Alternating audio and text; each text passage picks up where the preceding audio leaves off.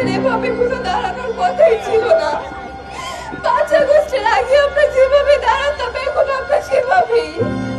আমাদের কোনো বিচার আমরা পাচ্ছি না। কেন আমাদের সাথে এমন করা হচ্ছে? আমাদের জন্য পুরো দেশ স্বাধীন হয় নাই। আমরা তো আমাদের বাবাদের ফেরত পাইনি। আমরা এখনো এখানে কেন দাঁড়াই? ওরা বলে আয়নার ঘরের সামনে নয়, আয়নার ঘরের ভিতরে কোনো লোক নেই। তাহলে ওই লোকগুলো কই?